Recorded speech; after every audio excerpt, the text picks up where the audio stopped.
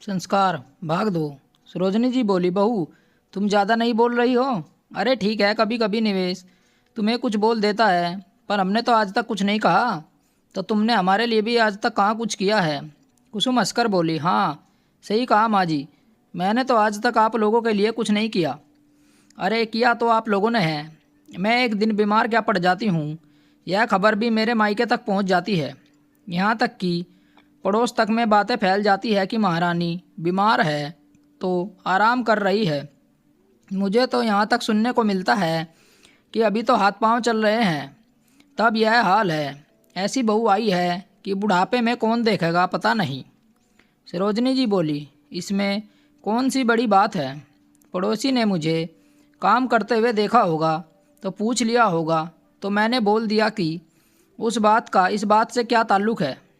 कुसुम बोली, एक बात बताइए माँ जी, जिस पड़ोस में आप यह सब कहती हैं, क्या वह आपका बुढ़ापा पार लगा देगी। छोटी छोटी बातों पर मेरे मायके तक पहुंच जाती हैं।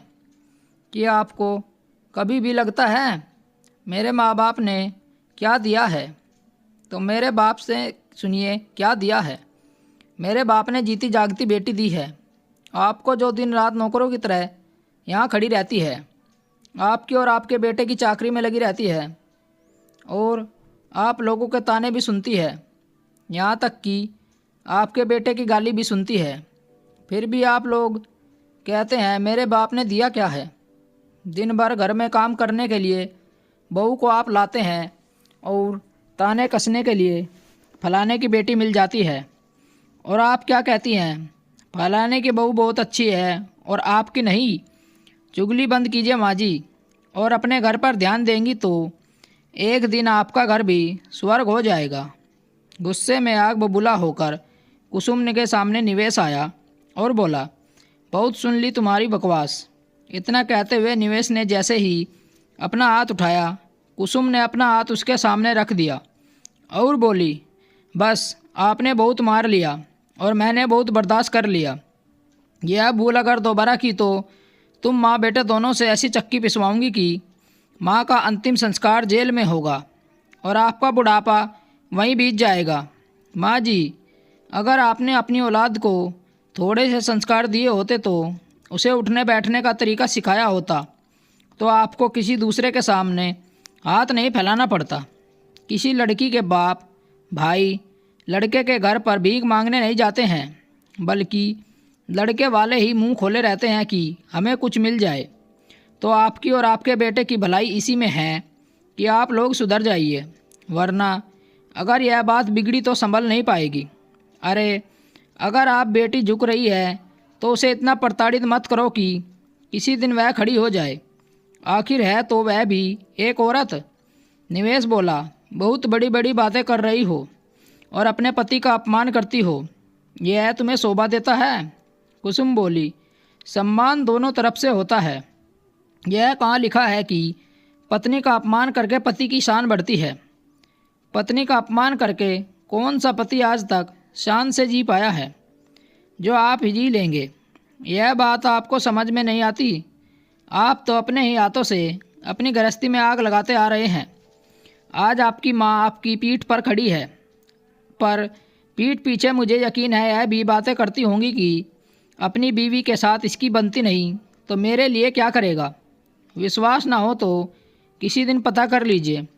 जिस दिन इस घर के लिए करना छोड़ दूंगी, आपकी माँ आपको एक रोटी तक बनाकर नहीं देगी। याद रखिएगा।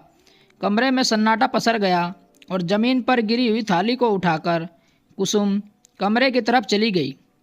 उस रात कुसुम ने रसोई में पैर नहीं रखा। निवेश ने गुस्से के दिन भी खाना नहीं खाया था। जब अपनी माँ के कमरे में गया तो उसने कुछ कहने से पहले ही सरोजनी जी बोली, बेटा मुझसे रसोई के काम नहीं होते हैं और खाना बनाने के लिए काम वाली रखो। इतना फालतू खर्चा मैं नहीं कर सकती। निवेश को आश्चर्य हुआ कि उसकी माँ ने एक बार भी नहीं कहा कि तुमने दिन में भी कुछ नहीं खाया है, चलो मैं तुम्हारे लिए कुछ बना दूँ। निवेश सरोजनी जी से बोला, माँ कुसुम सही कहती है, आपकी वजह से मैं हमेशा ही भला बुरा कहता आ रहा हूँ और वह हमेशा मेरे लिए काम करती रही। आज एक दिन उसने मुझे रोटी नहीं खिलाई तो आपने भी अपने हाथ खड़े कर लिए। मैं ही बेवकूफ़ हो जो दिन रात आपके लिए उसे भला बुरा कहता रहा। अब मैं भी अपनी पत्नी का पक्ष लूँगा। अब लगता है मुझे भी उसे दिन में जो कुछ कहा बिल्कुल सही कहा। आपने मुझे लालची बना दिया और मेरी शादी नहीं बल्कि मेरा सौदा किया, जिसके कारण ना तो मैं ससुराल में मेरी इज्जत हो रही है, ना बच्चों की आंखों में मैं तो कहीं का नहीं रहा।